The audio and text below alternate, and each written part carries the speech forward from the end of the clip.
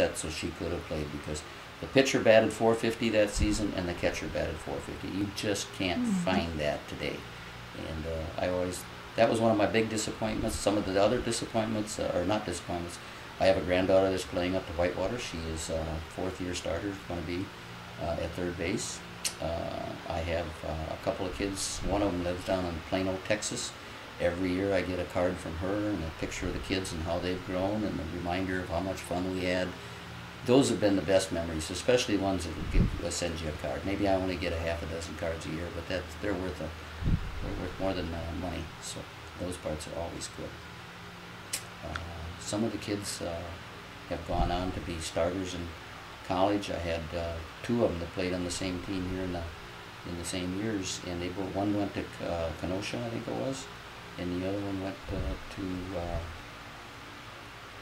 can't remember the name of it now, North Central, and they played one another one time, and I was invited to go up and watch them play, and they were both on different college teams, and that was quite a treat to watch too.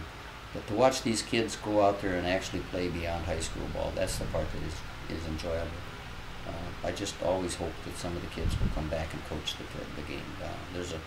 I'll mention one named Kathy Carlson. She's the first year I coached with her this year, and Kathy should be back here coaching. She is tremendous. Well, we've watched it in the stands, and it thrills me to know that you're still involved. It gives me great pleasure to know that these mothers that you taught as youngsters know what you can give to their children. I hope so. Yeah, and that is really quite rewarding, I think. Do you have any other comments maybe that you would like to make other than I notice you out there, you're always there no matter what kind of weather, you're always right there watching those kids, you're encouraging them, and they seem to respond.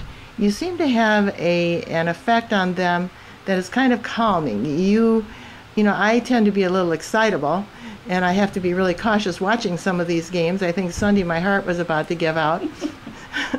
But anyway, you seem to remain calm. Well, I look at it a lot of ways. I've met coaches that winning was the only thing. I've met coaches that winning was secondary, and their kids just came along for the ride. I like to put the two of those together. I like to make it so that winning is very, very important, but I think the most important thing as a coach that you can do is to teach the game. If you teach the game how it should be played, I think the players will enjoy it more. If you teach them to accept what the rules are, they'll be even more they will enjoy it even more, because the hardest part and I find that today's teenagers are much more difficult because they expect an immediate response all the time to why. But to understand the rules, to know that you can or cannot do something, I think that's part of the coaching end of it too. And sometimes I don't think the coaches teach that well enough. There are rules out there, which just like life, you have to live the way people expect you. Society expects you to live. Well, it's the same way out in that sports field. If you go out there and try to break the rules or bend the rules, I shouldn't say this, but there are times when I see teenagers, young people, even in the 20s, that they're just constantly trying to bend the rule. And then when they get caught, well, it's always somebody else's fault. Well, that rule has been there for a long time. And it must be a good rule, otherwise it wouldn't be there. And it pertains to sports too. And that's the only thing that I find different from when I first started coaching the older kids to what I find today. A lot of the kids today it's always why. Well, it's a rule. You just, back in my day, you didn't question the why, you just did. And that's the big difference today. That can be good and bad. They're at least questioning and rather than just accepting life, they do want to know the answers. It's been interesting to watch the girls play. What kind of an impact do you see, basically, that the traveling team, the teener leagues, whatever you want to call them, have had on the high school girls teams? Well, from what the past coaches at the high school have told me, they're very, very happy with the MUGs, especially because the amount of teaching that's being done by the MUGs has been very, very good. And I think the coaches at the high school say that there are sometimes they get a kid where they really don't have to do much teaching to them because they've already been taught most of the fundamentals. There's a lot of stuff to fine tune, and that's the one thing I found out from coaching summer to the high school. At high school, you got 5 and 6 days in a row where you're practicing. In the summer, you might have as many as 2 days out of the week that you practice. So when it comes time to fine tune something, you really have the opportunity at the high school versus the summer. You just have to push everything, and you touch on it, but sometimes that's all you do is just touch on it. The difference, what we would like to, as a high school coach, I like the idea of our traveling teams. We've got the 12, 14, and 16, and basically what we're trying to do is to get them to prepare themselves for making the varsity. Yeah, it's nice to play on the freshmen, it's nice to play on the sophomore teams, but the varsity teams is the goal, and the varsity coach wants those kids prepared to play for him or her, whoever the coach may be. That's important, and we have found many of the kids coming from Mugs, even before I was at the high school. I mean, I coached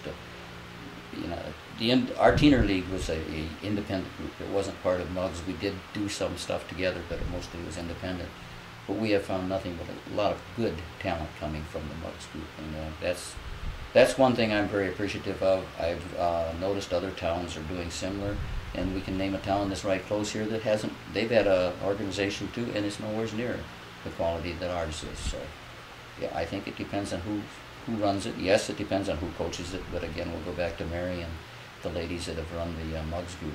If it wasn't for them to make sure that the winter meetings are done and people come to those winter meetings, or even though they got something else better to do, there's no softball in the winter, but there is things that have to be done, and I think that's what's important. And I say that's why our program, if the people that watch this want to see what our program is like, on the press box in Marengo High School field there, the varsity field, on the west side they have a printed out bulletin board, I guess you'd call it, of all of the games that we have won, or not games, but all of the events that we have won that are big at high school.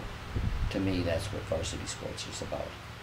I love coaching the freshman and sophomore, I don't get me wrong, and I do not have any ambitions in coaching the varsity, because that's a little more head work than I want.